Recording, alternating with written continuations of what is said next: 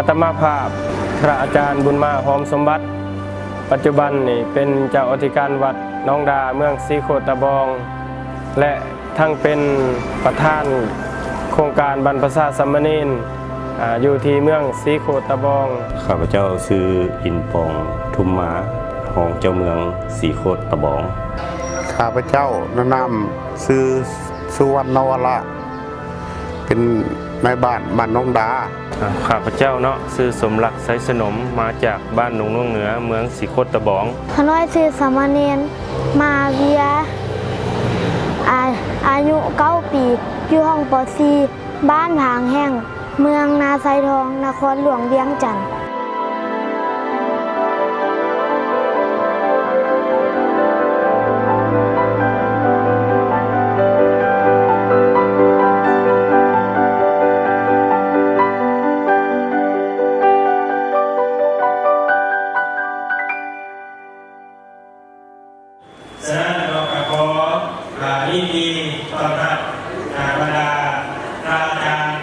สำหรับการจัดงานบรรพชาสามเณรและอบรมศีลธรรมแก่สาวหนุ่มนักเรียนในครั้งนี้แม้นว่ามีความรู้สึกปลื้มปิติยินดีที่ว่าได้มีทั้งโครงการเมตตาธรรมร่วมกับบ้านวัดถือว่าเป็นภาคี3 ภาคส่วนที่ร่วมกันจัดตั้งปฏิบัติพันขยายเวียกงานเพื่อสังคม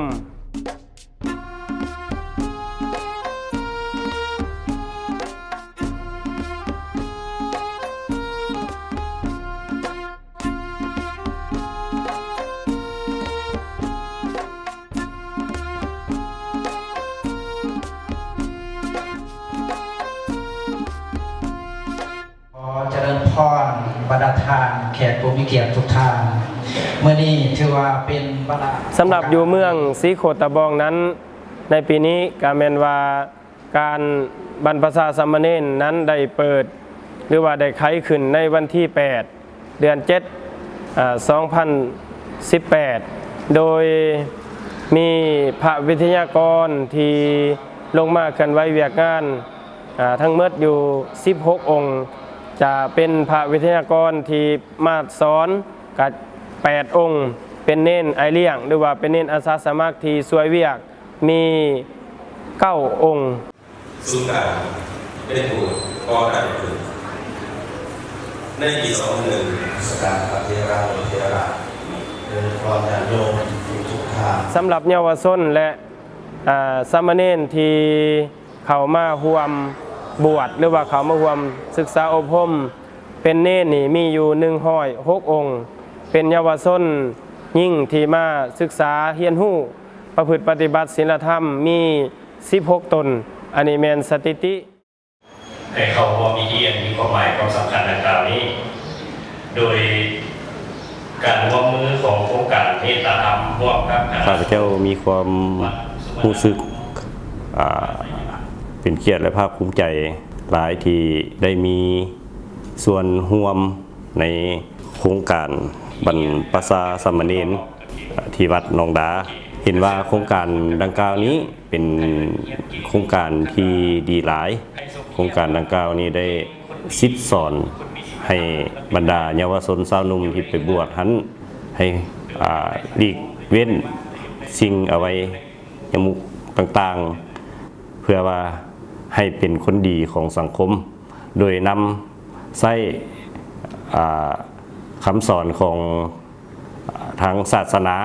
ผสมผสานกับระเบียบกฎหมายและก็วิธีดำรงชีวิตในสังคมของประเทศเรามีความรู้สึกภาคภูมิใจและดีใจที่มีโครงการบรรพชาบวชเนรที่บ้านข้าพเจ้าเพราะว่าการบวชบรรพชาสามเณรนี้มันก็มีจุดดีหลายอย่างอันที่หนึ่งแม่นเฮ็ดให้ชาวหนุ่มพวกเฮาผู้บุญคุณพระพุทธพระธรรมพระสงฆ์ผู้บุญคุณของบิดามารดาผู้ได้ถึงอันผิดอันถูกอันที่หนึ่งอันที่สองเฮ็ดให้ชาวหนุ่มพวกเฮาผู้ได้ผลหายของยาเสพติด แท้เป็นพิษของสังคมถึงมันได้นำเขามาสู่กระบวนการของชาวหนุ่มพวกเฮาอันที่3ก็เฮ็ดให้แม่นบ้านเฮามีความสามัคคีระหว่างบ้านไกลเฮือนเคียงบ้านพี่เมืองน้องการประกอบส่วนของบ้านก็อันที่1ก็แม่นหลักๆแท้ก็ความสามัคคีนี่แหละอันที่1อันที่2ก็แม่นงานพาหนะอันที่3ก็แม่นเวียกงานต่างๆธรรมะของโครงการน่ะแม่นทางบ้านเฮาแม่นเห็นดีประกอบส่วนมัดยิงใส่ทางโครงการเพิ่นเสนออันใดพวกเฮาในนามกันจะตั้งก็แม่นซุ้มใส่แต่ก็สำเร็จทุกหน้าที่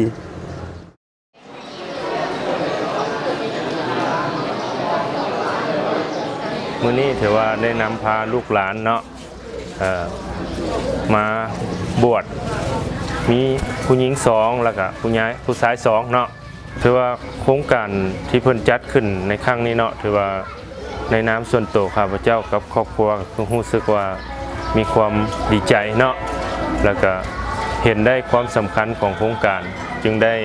นำพาลูกหลานมาฝึกอบรมกับโครงการเนาะถือว่าความคาดหวังที่ได้นำพาลูกหลานมาร่วมโครงการในครั้งนี้ก็เพื่อคิดอยากให้กับเจ้าเป็นคนดีของสังคมเนาะแล้วก็เวลาที่หลังกับเจ้าพักเฮียนบ่อยากให้กับเจ้าใช้เวลาวางอยู่บ้านละล่าเนาะและแน่ๆก็แม่นเพื่อให้กับเจ้าบ่ไปพัวพันน้ำสิ่งเสพติดบ่ใช้เวลาวางที่บ่เป็นประโยชน์เนาะให้มาร่วมฝึกอบรมเพื่อกับเจ้าเองมาพวกเราชุมนุมกันเด้อนี่พวกเราจะมาเรียนรู้เรื่องสิทธิเด็กน้องกันสำหรับการเคลื่อนไหวหรือว่ากิจกรรมต่างๆที่ดำเนินในระยะ10 มื้อในการบวชเข้ามาแล้วก็ต้องประพฤติวัดปฏิบัติธรรมตามข้องเพศสมณะอยู่ที่โครงการบวชเน้นนี้ก็จะมีหลายๆวิชาที่ว่าได้จัดตั้งปฏิบัติหรือว่าได้สอนบ่ว่าจะเป็นวิชาพุทธประวัติวิชาวินัยวิชาธรรมะวิชาศาสนาพิธี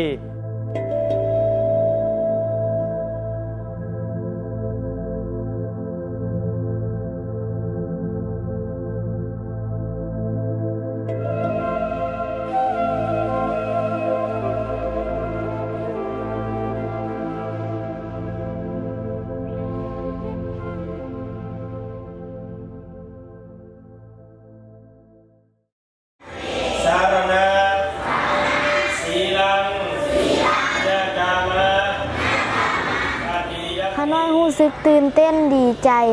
ที่ได้เข้ามาบวชในครั้งนี้ข้าน้อยได้เรียนรู้วินัยธรรมะประวัติศาสตร์การโนบการไหว้การคาบข้าน้อยจะเอาความรู้ที่ได้เรียนมาไปนำใช้กับพ่อแม่ครอบครัว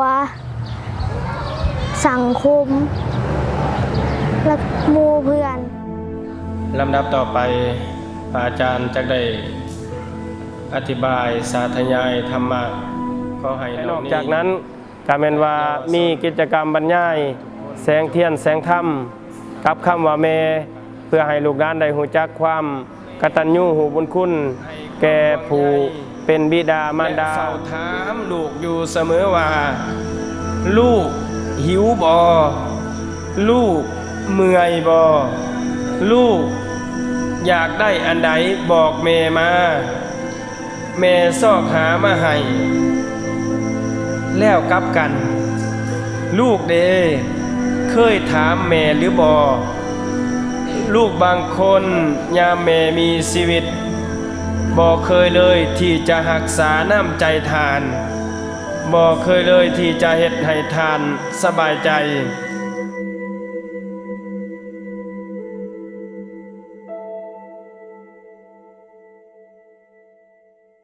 ปฏิบัติแบบงานในโครงการนี้ได้รับผลสำเร็จไปได้ด้วยดีสำหรับมือปิดหรือว่ามืออัดโครงการอยู่ที่เมืองศรีโคตะบองนั้นกาแมนกงกับวันที่17วันอังคาร2018ในตอนเช้ากาแมนจะได้เสือเซินทั้งการจัดตั้งขันเมืองและก็ของการที่เกี่ยวของต่างๆ ทุกภาคส่วนที่มีส่วนร่วมในการพัฒนาคนพัฒนาสังคมก็แม่นว่าจะได้มาฟังบทสรุปหรือว่าได้มาฟังบทรายงานตลอดระยะ10 วันว่าสิ่งใดที่เฮาได้จัดตั้งปฏิบัติได้ดีและสิ่งใดที่ทั้งโครงการหรือว่าทั้งผู้ดำเนินเวียกงานยังข้างค่า ธรรมสวนาในวันนี้ขอเป็นอันดีสีพระพุทธเจ้านำมาที่สองของพระโอษฐ์พระพุทธศาสนาเดินกว่าเดิมสาธุสาธุสาธุอนุโมทนามีเอาแต่โลกเป็นสันทอย และสำหรับการจัดตั้งปฏิบัติเวียกงานโครงการบวชนี้ก็แม่นว่าได้เห็นหลายปัญหาหรือว่าได้เห็นหลายสิ่งหลายอย่างเพราะว่าเฮาเฮ็ดกับคนเฮาเฮ็ดกับชุมชนเฮาเฮ็ดกับมนุษย์นี่มันก็มีทั้งอันยากและก็อันง่ายสำหรับลูกหลานของเฮานี่จะได้มีการประพฤติปฏิบัติที่ดีขึ้นหรือว่าได้ฮู้เคารพนบไหว้หลายขึ้นสังเกตจากการปฏิบัติตัวจริงในขณะที่ฝึกหรือว่าในขณะที่เฮียนเฮาก็เบิ่งออกว่าก่อนมาเขาเป็นแนวใดและเขามาแล้วเขาเป็นแนวใดอันนี้ก็บ่งบอกถึงว่าได้รับผลที่ดีอิงใส่การบวชผ่านมาเพราะบ้านเฮาเป็นครั้งที่2แล้วมันเห็นได้ว่าก่อนบวชกับหลังบวชก่อนบวชสาวนมเป็นขึ้นเท่าใดก็ลิ้นกินพุ่มเฟือยเลาะเสรีบีหัวเที่ยวเตเฮฮาแบบบ่ฟังความพ่อความแม่และหลังบวชมันหันได้ว่าสาวนมผู้โดยผู้เจ้าผู้ข่อยแล้วก็ผู้พอบุญคุณพ่อคุณแม่แล้วก็เปลี่ยนแปลงได้หลายอันเห็นว่าโครงการดังกล่าวเป็นโครงการที่ดีหลายก็อยากให้มีการขยายไปแต่ละเมืองและแต่ละเมืองก็ให้ได้จัดตั้งได้ปฏิวัติช่วยทางภาครัฐเฮาในการอบรมสั่งสอนหรือว่าคัดเก่าจิตใจบรรดาเยาวชนสาวหนุ่มบรรดานักเรียนเพื่อให้กับเจ้าหลีกเลี่ยงจากที่ว่าสิ่งอวัยมุขทั้งปวงโครงการนี้เป็นโครงการที่ดีหลายแล้วก็อยากให้สืบต่อเพราะว่ามันจะซอยสังคมก็คือซอยน้องๆที่หลังจากกับเจ้าพักเรียนบ่ให้อยู่บ้านละล่าให้ได้มาฝึกศีลธรรมฝึกระเบียบวินัยที่สำคัญก็แม่นฝึกสมาธิเนาะถ้ากับเจ้ามีสมาธิแน่นอนแหละเวลากับเจ้าเข้าเรียนกับเจ้าก็จะเรียนได้แล้วก็จะเป็นลูกที่ดีของพ่อแม่